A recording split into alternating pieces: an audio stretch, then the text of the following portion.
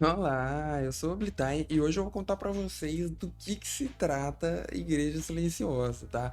Muito em breve aí, na semana que vem, provavelmente, teremos início a nossa segunda temporada dessa campanha incrível de Ordem Paranormal chamada Igreja Silenciosa. E hoje eu vou contar pra vocês tudo que vocês precisam saber pra começar a assistir a nova temporada, tá bom? Então já deixa o like, se inscreva no canal, comenta aí quem vai estar lá ao vivo com a gente para assistir Igreja Silenciosa, Ordem Paranormal. Eu quero muito saber.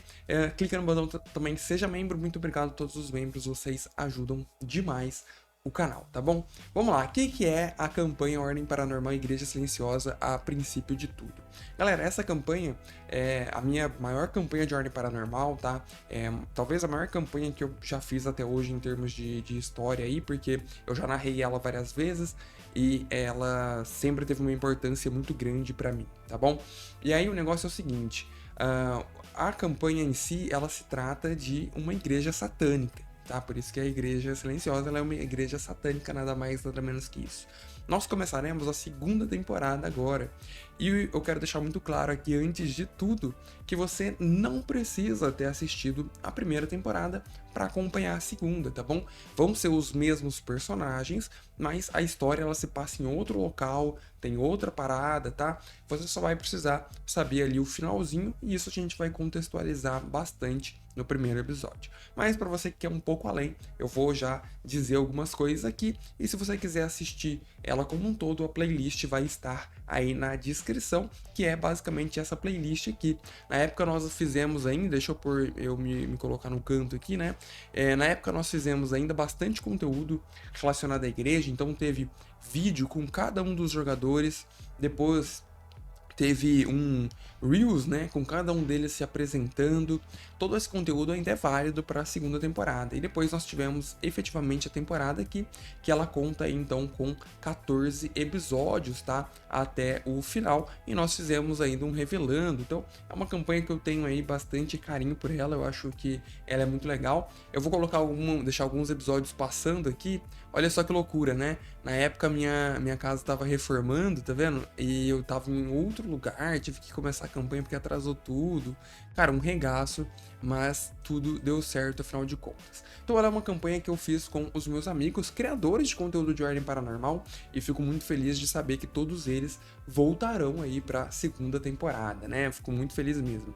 Essa campanha em si, ela começou de um jeito bizarro e eu vou fazer um resumão aqui para vocês. Basicamente, todos os personagens têm motivos específicos para realizar suas investigações com relação aos novos moradores da cidade, que no caso era a Saori e o seu marido. Todos eles acabam se encontrando na frente de um barzinho. Entre eles nós temos o Thomas, que era um cara que tinha negócios obscuros aí, né, no mundo sombrio e etc. E ele estava também fazendo uma investigação em paralelo ali com relação a Saori, porque ele suspeitava dela por alguns motivos. Depois nós temos aí o Padre Miguel, né, o grande Padre Miguel, que teve fechada sua paróquia na cidadezinha que se passa a história, que é a cidade de Ribeirinho. E depois nós temos aí a Alice, deixa eu virar aqui, que é a nossa médica, né? A médica da equipe que recém se formou e estava atuando ali como residente na cidadezinha de Ribeirinho. E depois nós temos o Samuel, que é o personagem do Lúcio, né?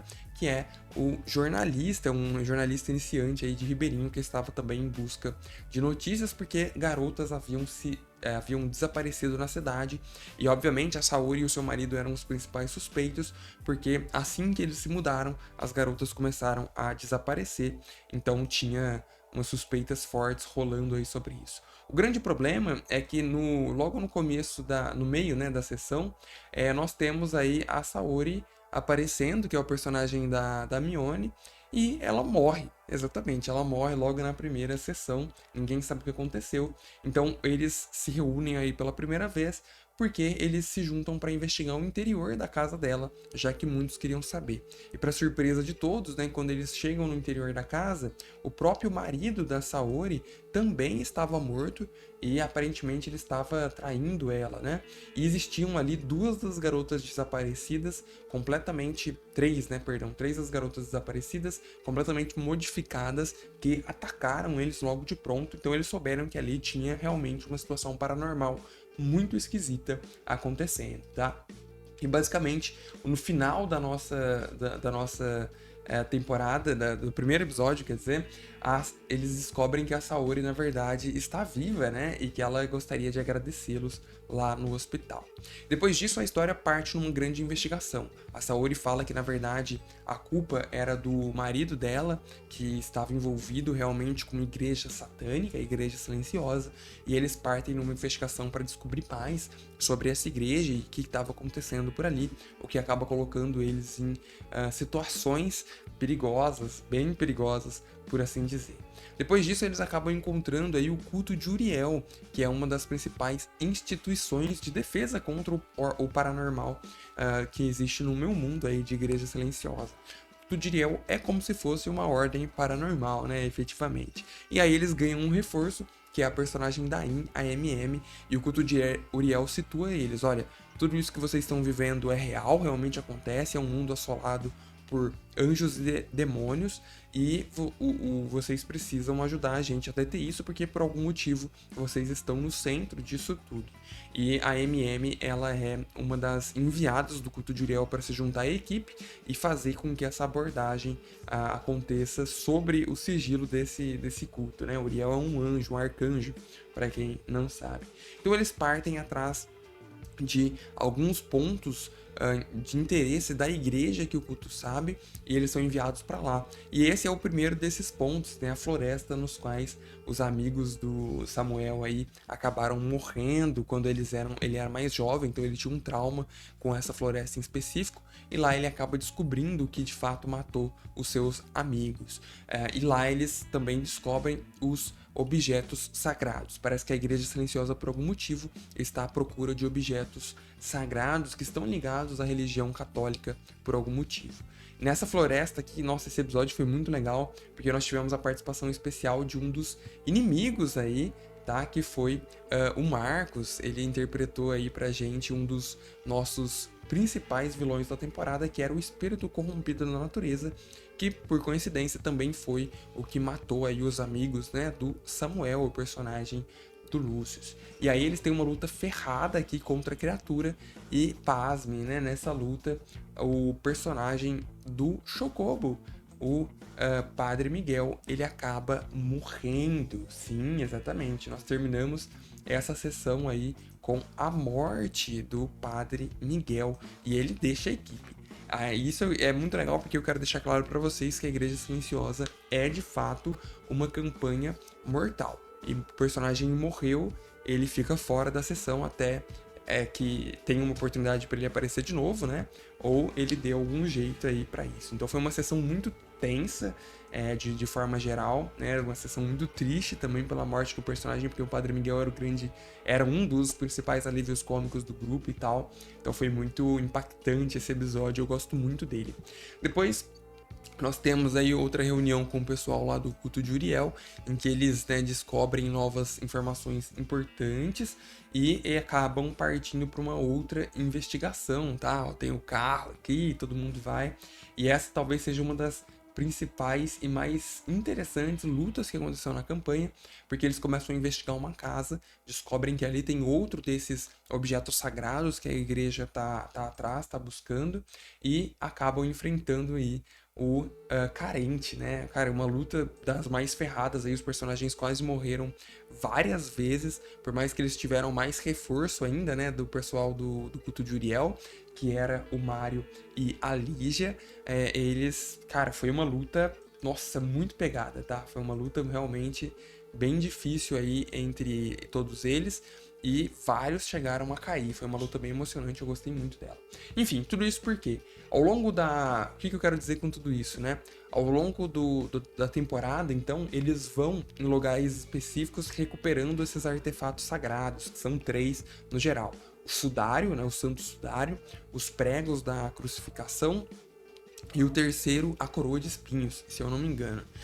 E aí eles, todos depois que se reúnem esses objetos, eles descobrem a grande verdade sobre a temporada. Tudo isso, o tempo todo, foi um plano da Saori. Exatamente, a Saori, ela era uma infiltrada ali, era uma vilã que tinha interesses próprios, porque ela tinha um pacto com Asmodeus, um dos principais demônios aí, lords demônios do inferno, tá bom? Vocês já devem ter ouvido falar dele.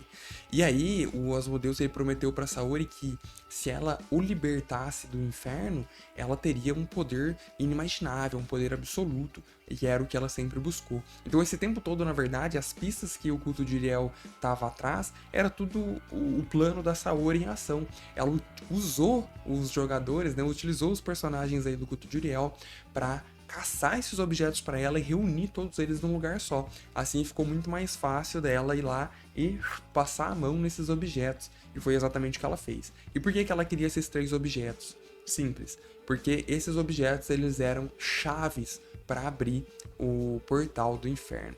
Cara, e era bem na virada do milênio, né? Essa campanha ela se passa em 1999 e bem na virada aí para os anos 2000, né? Na virada do milênio, ela conseguiu fazer esse ritual então e literalmente, galera, abrir aí o portal do inferno, tá?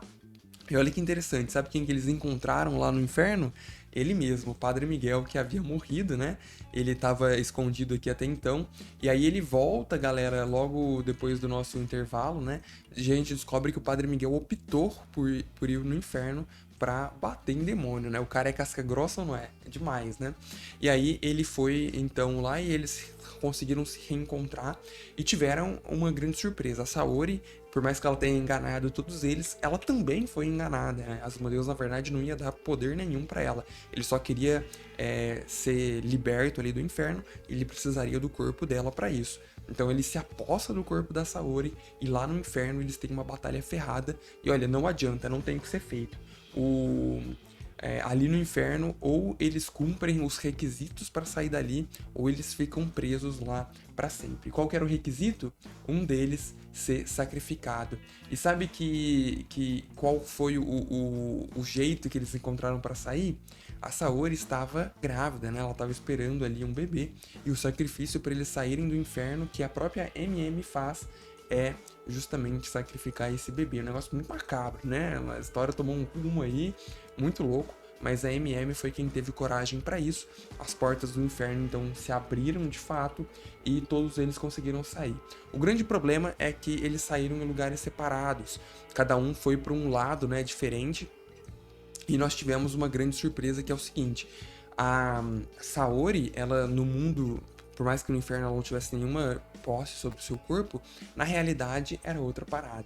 Ela já tinha um certo controle ali sobre o que estava acontecendo, e com a ajuda da MM, olha só que loucura, trabalhando meio que em conjunto ali, elas conseguiram bolar um jeito que até me surpreendeu de enganar o próprio Asmodeus. O Asmodeus tinha uma regra que era o seguinte: olha, ele tinha que ficar 15 minutos ali naquele lugar, sem sair, caso contrário ele teria que voltar para o inferno. E depois disso ele teria o controle completo da Saori. E para chantagear a MM, ele falou: olha, o Mario, o seu queridinho, né? Porque o Mario ele foi o professor, o criador da MM, né? Para assim dizer, um pai postiço dela ali. Ele tá morrendo, ele tá sangrando em outro lugar. Se você não for lá ajudar ele, ele vai morrer. E a MM resolveu abrir mão disso, né? Ela fez um sacrifício grande ali para conseguir conter o Asmodeus. E aí, trabalhando em conjunto, o que fez? O que aconteceu? A Saori, tomando o controle do seu corpo, ela utilizou o ritual para se teletransportar dali. Então, se o acordo, né, se o grande negócio era o Asmodeus ficar ali por um tempo até ele conseguir sair, ela teletransportou ele dali, e fazendo com que ele tivesse que voltar pro inferno. E aí né, várias perguntas ficaram em aberto. A MM ficou, mas a Saori foi pro inferno. Onde está a Saori? O que aconteceu com ela? Né, ela realmente, eles conseguiram, fecharam a porta do inferno, isso é claro. Mas o Asmodeus voltou. O que pode ter acontecido quando essas portas do inferno foram abertas? Será que algo mais saiu dali? Tudo isso são perguntas para a próxima temporada, né? E eu tô muito animado de fazer essa temporada, fazer essa continuação aí. Se você quiser ver, a playlist completa está na descrição, e o nosso o começo da segunda temporada provavelmente vem aí na semana que vem, tá bom? Eu aguardo todos vocês lá. Não esqueçam de ativar os sininhos para receber as notificações de quando a live começar, porque agora será transmitido ao vivo, tanto pelo YouTube quanto pela Twitch. Maravilha? Deixa um like, se inscreva no canal, um abraço e tchau. Valeu!